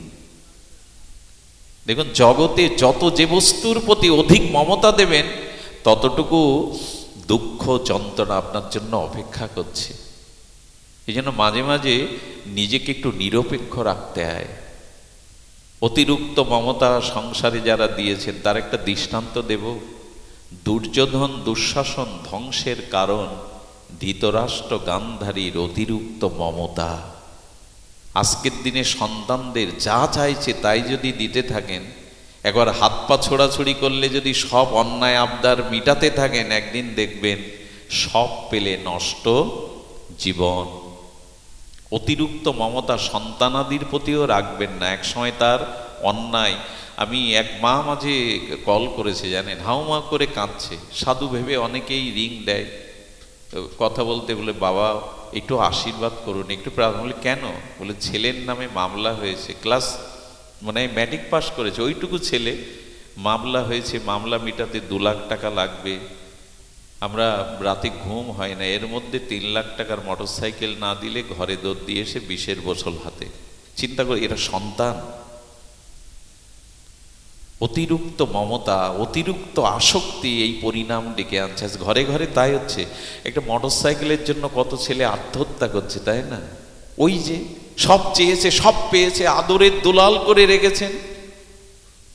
দুর্যোধন দুঃশাসনের একমাত্র ধ্বংসের কারণ ধৃতরাষ্ট্রে সব অন্যায় দাবিও মেনে নিত। দ্রৌপদীর বস্ত্রহরণে হাঁ করেনি ধৃতরাষ্ট্র, পাণ্ডবদের বিষ খাইয়ে মারতে গেল হাঁ করেনি, যতগৃহে পুড়িয়ে মারতে গেল হাঁ করেনি।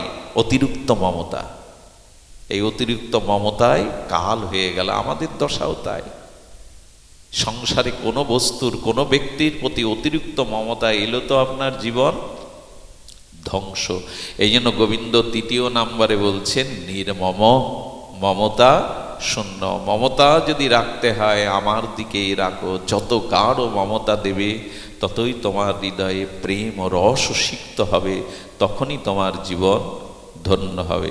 চতুর্থটা হলো নিরহংকারী হও। চারটি কি কি বললাম আমাদের তো মনে থাকে না। হ্যাঁ, স্পৃহা, প্রথমটা হলো বিহায় কামায়া, কামনা সংখ্যা কমিয়ে দাও, যেটুকু না পেলে নয় সেটুকু রাখো। আর স্পৃহা, যা পেয়েছি তা যেন আমার কাছ থেকে চলে না যায়। তৃতীয়টা হলো নির্মম, অর্থাৎ মমতা শূন্য। চতুর্থটা হলো নিরহংকার।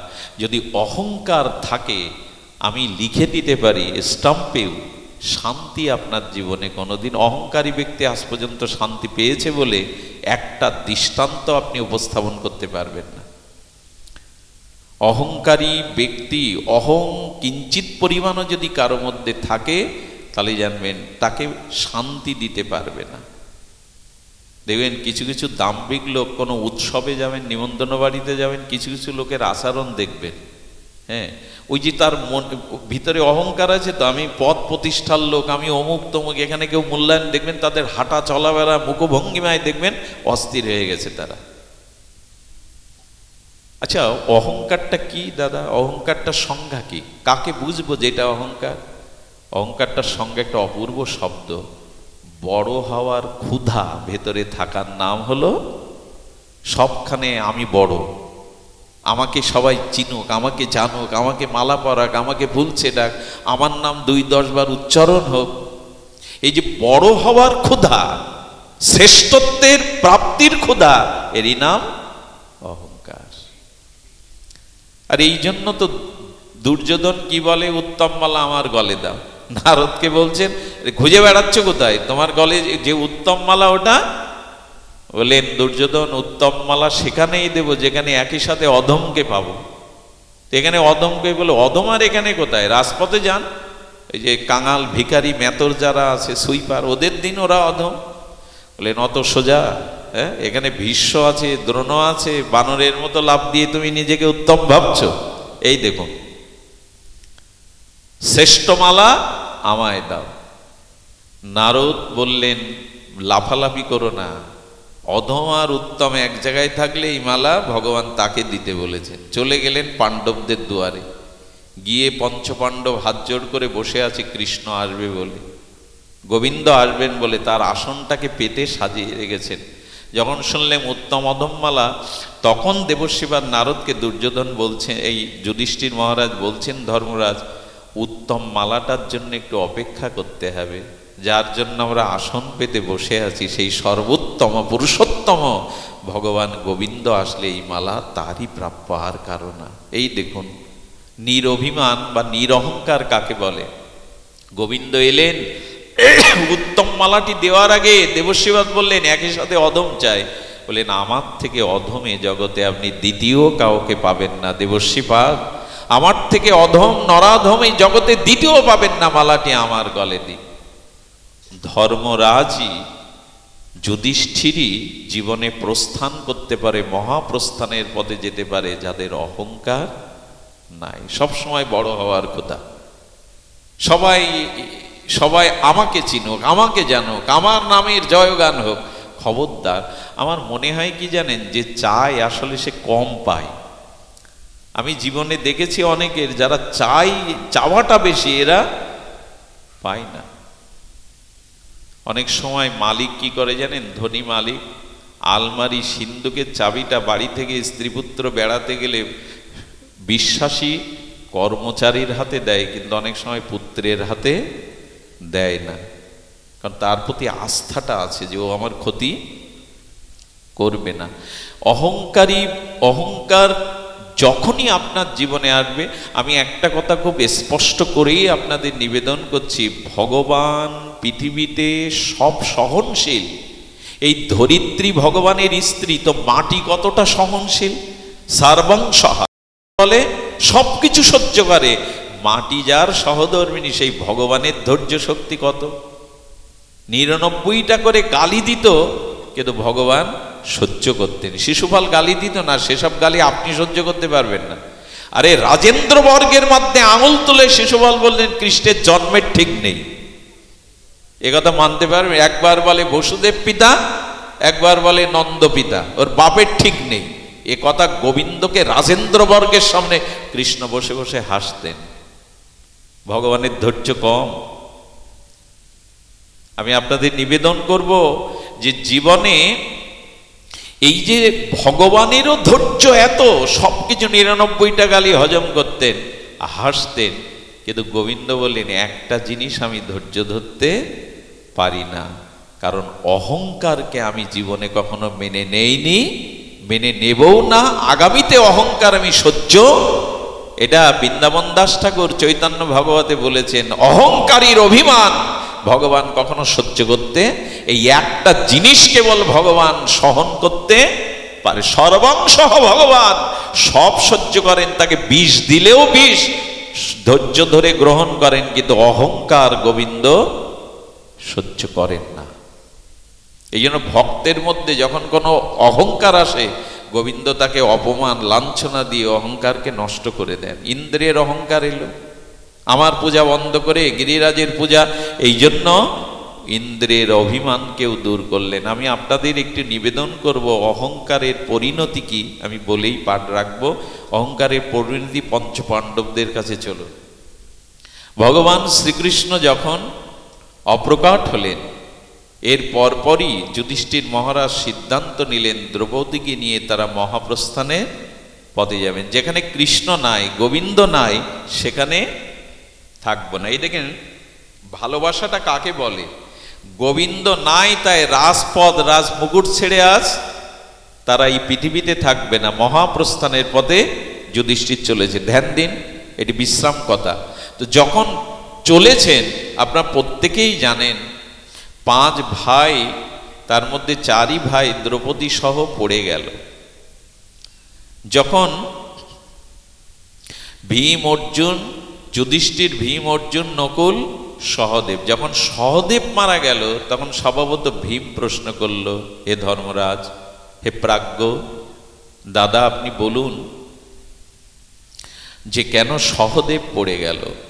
উনি তখন বলছেন, সহদেবের রূপ ছিল, ও যেখানেই দাঁড়াতো সবার দৃষ্টিভঙ্গি নিজের দিকে আকর্ষণ করার চেষ্টা করত, যে আমার থেকে রূপবান কেউ নেই। এই রূপের অভিমানে আজও মহাপ্রস্থানের পথে যেতে ব্যর্থ হলো, পড়ে গেল। নকুল কিছু দূর গিয়ে পড়ে গেল।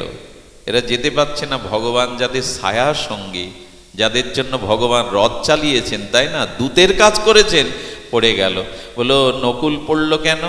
বললো ওর ভিতরে বিদ্যার গর্ব ছিল, বিদ্যা বৈদুষ্য ছিল, ওর ভিতরে বিদ্যার গর্ব ছিল। এই বিদ্যার গর্ব অহংকারের জন্য পড়ে গেল। তৃতীয় অর্জুন, আমি খুব সংক্ষিপ্ত বলছি, বিশ্ববিজয়ী অর্জুন, সেও পড়ে যাওয়ার পরে যুধিষ্ঠিরের একটাই উত্তর, যুধিষ্ঠির গান্ডীব ধরলে মনে করত উনি পৃথিবীর শ্রেষ্ঠ গান্ডীবধারী যোদ্ধা, আমার থেকে শ্রেষ্ঠ যোদ্ধা জগতে নেই। আর এই অহংকারে একদিন এক কৃষকের কাছে পর্যন্ত পরাস্ত হলেন, এক ক্ষেতের কৃষকের কাছে অর্জুন পরাস্ত হলেন। এই জন্য অর্জুন পারল না তার গান্ডীবের অহংকারে। এরপর ভীমের পালা। ভীম পড়ে গেলে আর কে প্রশ্ন করবে? যুধিষ্ঠির তখন নিজে নিজেই উত্তর দিলেন, জগৎ জেনে যাও আমাদের পঞ্চপাণ্ডব 5 ভাইয়ের কাছ থেকে, ভীম পড়ে গেল অতিরিক্ত বৃকদার আহার করত, আর আহারের বলে ওর গায়ে ছিল অযুত বল। এই বলের অহংকার ভীমের মধ্যে প্রবল ছিল, যাকে তাকে গাছ উপড়িয়ে মারতে যেত। এই বলের অহংকারই পড়ে গেল। একজন পড়ল না, একজন সশরীরে তিনি মহাপ্রস্থানে গেলেন শুধু এই কারণে যে যুধিষ্ঠিরের ভিতরে কোনো দিন অহংকার দেখা দেয়নি। আচ্ছা, এখানে একটা কথা বলা উচিত, পঞ্চপাণ্ডবদের আসলেই কি অহংকার ছিল? ছিল না। জগৎকে তারা জানাবার জন্য, অহংকারের পরিণতি জানাবার জন্য আমাদের সামনে এটি মঞ্চস্থ করেছেন। দেখো, অহংকার যদি কোনো বিষয় তোমার থাকে, দেখবেন খুব অনেক রূপ, ভগবান যেন না হয়। হঠাৎ ব্লাড ক্যান্সার ধরা পড়লো, ওকে যখন কেমোথেরাপি দেওয়া হয় তখন দেখবেন ওর রূপ কোথায়, পুড়ে ছাই হয়ে গেছে, চিনতে পারবেন না তাকে দেখ। এই জন্য জগতে কোনো অভিমান, অহংকার এগুলি রাখবেন না। আমি আপনাদের ছোট্ট একটা ঘটনা বলি, আজ পাঠ বিশ্রাম করি। আমেরিকাতে এক মাতাজি, আমাদের এই ভারতবর্ষের এক মাতাজি উচ্চ পদে একটা চাকরি করতেন।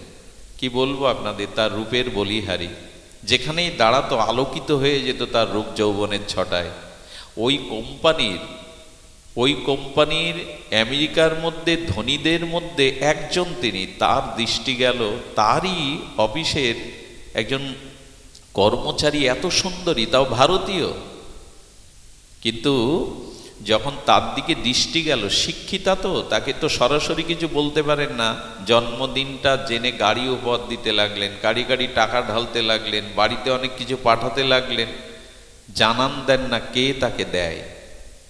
ধীরে ধীরে একদিন তার জন্মদিনে এভাবে উপহার সামগ্রী নিয়ে বলছেন, আমি এটা কেন, আমার পেছনে আপনি অর্থ ঢালছেন, আপনার উদ্দেশ্য কি বলুন। চেপে রাখা যায় ভেতরের বাসনা। বলল, তোমাকে আমি কিছুদিনের জন্য হলেও চাই, সব কিছুর বিনিময়ে। এটি না পেলে আমি তোমাকেও বাঁচতে দেব না, আমিও বাঁচব না। মেয়েটি ইস্কনের দীক্ষিত ছিল, মাঝে মাঝে প্রভুদের পাঠ শুনতেন, ইস্কন মন্দিরে যেতেন। উনি বিষয়টা বুঝলেন যে আমার জন্য, আমার রূপের মোহে যদি এরকম একটা মানুষ শেষ হয়ে যায়, হাজার হাজার কর্মচারী তার দ্বারা কল্যাণ। তিনি তখন উপায় খুঁজে বললেন, আমাকে 15 দিন সময় দিন, এই নিন হোটেলের চাবি, কামরা নাম্বার, 15 দিন পর ওই হোটেলে আপনি একাকী সন্ধ্যায় আমার সাথে দেখা করবেন। 15 দিন তো উনি মুডেই ছিলেন, আনন্দে ভাসছিলেন। উনি চলে গেলেন আমেরিকার একজন মেডিকেলে, যিনি খুব স্বনামধন্য ডাক্তার মেডিসিনের, তার কাছে গিয়ে বললেন, আমি মরব না, কিন্তু আপনি এমন কিছু ওষুধ প্রয়োগ করুন আমার শরীর থেকে রক্ত বমি, রক্ত কলেরা, ভেদ এগুলো বেরিয়ে আমার যে জ্যোতি, আমার যে যৌবন, আমার যে ওজন, আমার যে রক্ত মাংসের স্ফুত দেহটা কঙ্কাল করে দিন, যাতে আমাকে দেখলে কেউ ভয় পায়। দীর্ঘ 10 দিনের ওষুধ প্রয়োগ করে রক্ত বমি, রক্ত কলেরা এর দ্বারা ও শরীর থেকে যৌবন, জ্যোতি সব কিছু বেরিয়ে গেল। যখন মুমূর্ষ ওই 15 দিনে বলছেন, আমাকে অক্সিজেন দিয়ে রাখুন যাতে আমি না মরি অন্তত। আর ওই যে মল মূত্র বমি যা যা ছিল একটা পাত্রে, বিভিন্ন পাত্রে, ওটা ওই কামরার মধ্যে, হোটেলের মধ্যেই রেখে দেওয়া। উনি যখন রজনীগন্ধা ফুল নিয়ে চাবি নাড়াতে নাড়াতে যাচ্ছেন, তার জীবনের যে স্পৃহা, যে প্রাপ্তি, সুখভোগ, কামনার লেলিহান শিখা তার বুকে জ্বলছে, হোটেলের দরজা খুলে গিয়ে চিৎকার করে, কে তুমি? ওই যে বিভৎসতা তার, কে তুমি? ক্ষীণকণ্ঠে বলছেন, যার জন্য আপনি সবকিছু জলাঞ্জলি দিতে বসেছেন, আমি সেই, ভোগ করুন আমাকে। বললেন, আমি তোমাকে চাই না, তোমার সেই রূপ কোথাও গেল, সৌন্দর্য কোথাও গেল, যৌবন কোথায় গেল? আমি ওটাই তো চেয়েছিলাম পাগলের মতো। ওগুলো কোথাও যায়নি, আছে ওই পাত্রগুলোতে আছে, ওটা খুলে দেখুন। একটা পাত্রে বমি, একটা পাত্রে মল মূত্র ভরে রাখা, ওইগুলোই আমার ভেতর থেকে বেরিয়ে গিয়ে আজ আমার এই দশা। ওইগুলোই আমার ভেতরে ছিল। সঙ্গে সঙ্গে চাবি পড়ে গেল। উনি কাঁপতে থাকলেন, ওনার অনুভূতিটা বুঝতে পারলেন। চলে এসে ইনিও 15 দিনের মধ্যে ইস্কনের দীক্ষিত হয়ে পরম বৈষ্ণব হয়ে গেছিলেন। তাকে মা বলে ডাকতেন, মা আমার দৃষ্টি খুলে দিয়েছ তুমি, এ দেহ ভোগের নয়, এ দেহ অভিমানের নয়। এই জন্য কোনো বিষয়ের অভিমান, কোনো বিষয়ের অহংকার আপনার পতনের মূল কারণ বলে বিবেচিত হবে। ভগবান এই জন্য বলছেন, নিরহংকারী হও।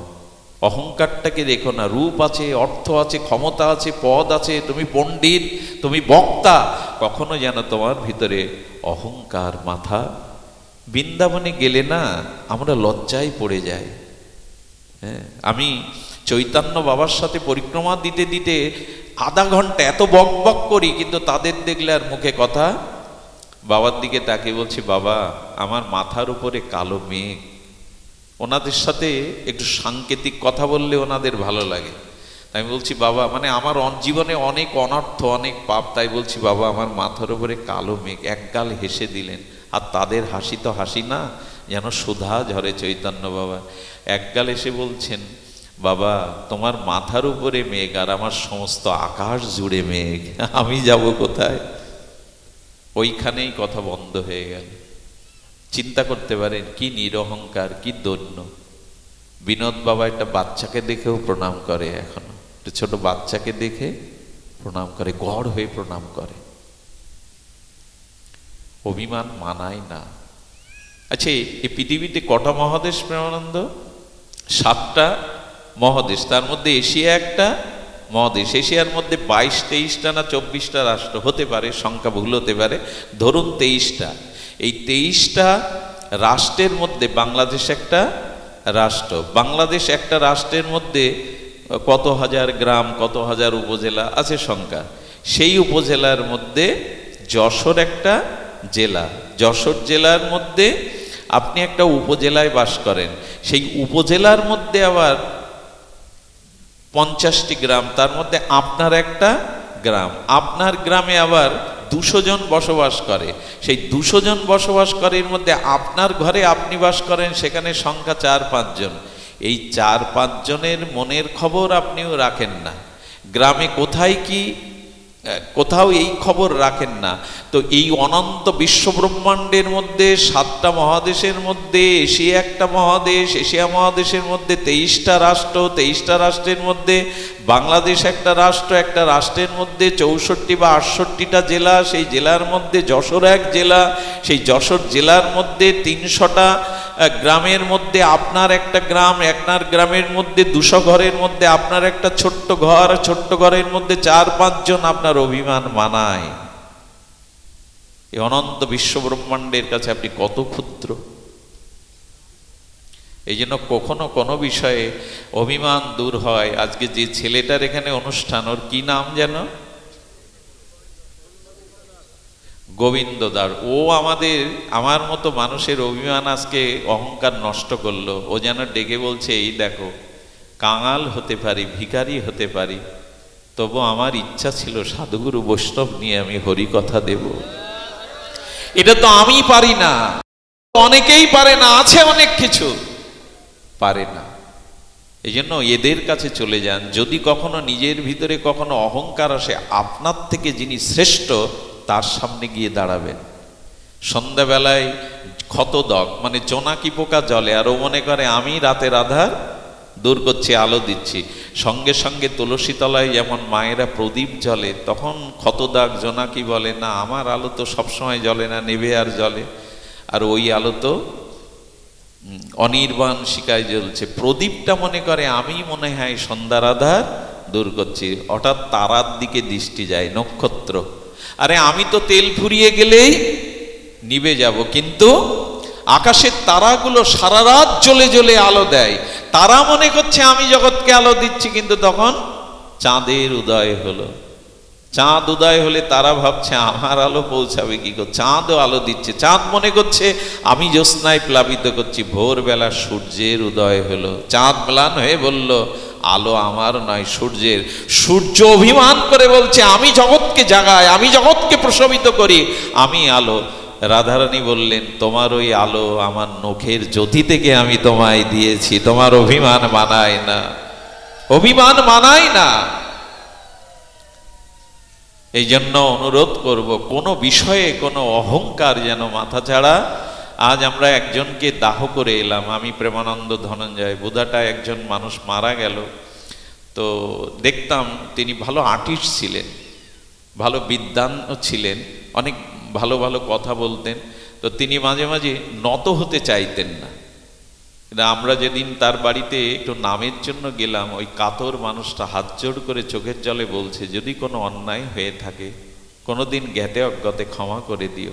আজকে যখন তাকে চিতায় আগুন জ্বালিয়ে আমরা হরিনাম করছি, দয়াং সর্বগাত্রানি দিব্যান লোকান সগশ্চুদ বলছি, ওই লাশটা যখনই আগুন দিল তখন মনে হলো আজকে এই ৮০টা বছরের সমস্ত যা কিছু তো পুড়ে পরিণামে ছাই হলো। অভিমান যেন আমাদের মাথা ছাড়া না দেয়।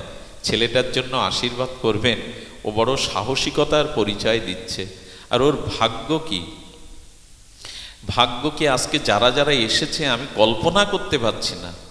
কোথায় মাদারীপুর থেকে লোক এসছে জানে, হ্যাঁ মোস্তফাপুর থেকে, কি বলবো আপনাদের। আর আপনারা সকলেই ভাগবত পথের খুব প্রগতিশীল ভক্ত। জানি না ওর ভাগ্য রাধারানী কতটা লিখেছেন, তবে শেষে একটা অনুরোধ করে যায়, আমি একটু অনুরোধ করি, ভাগবত শুনলে কয়েকটা জায়গায় খালি হাতে যেতে নেই। ভাগবত পাঠ শুনে পাঠককে একটা প্রণামী দিতেই হয়। এটা কিন্তু আর রাজদর্শনে, রাজার বাড়ি যেতে গেলে রাজদর্শনে খালি হাতে, বন্ধু দর্শনে খালি হাতে, আর সাধু দর্শনে খালি হাতে যেতে নেই। আমি অনুরোধ করব, আজ প্রণামীটা আমাদের নয়, এই অনুষ্ঠানের সার্বিক সহযোগিতার জন্য প্রণামীটা আজ এখানেই ওর কাতেই দিয়ে যাবেন। এখানেই দিয়ে গেলে ওর অনুষ্ঠানে ওটা ভক্ত সেবায় ব্যয় হবে। এই অনুরোধটুকু রেখে এই অনুষ্ঠানের সার্বিক মঙ্গল কামনা করে, আমার মতো নর্দমার নরকের কীট, তার জন্য এত দূর দূরান্ত থেকে আপনাদের এই শোভাগমনে আমি চিরদিন যেন আপনাদের চরণের তলে ধুলি হয়ে থাকতে পারি, এই প্রার্থনা জানিয়ে আমার মাও এসছেন আমার সাথে আজকে। হ্যাঁ, কত দূর থেকে। আমার মা বলতে আমার গর্ভধারিণী না, আমার গর্বের মা। গর্ব মানে তো দুটো, তারাও এসছেন। তো পাঠ শোনার জন্য প্রেমানন্দ কাজ ফেলে চলে এসছেন। আর কি বলবো, যশোরের কথা বলবো, তালার কথা বলবো, কপিলমুনির কথা বলবো, মনিরামপুর জোলনপুরের কথা বলবো, না বলা থাক। সকলের মঙ্গল হোক, সকলের কল্যাণ হোক। জয় শ্রী গুরু প্রেমানন্দে গৌর হরি বল।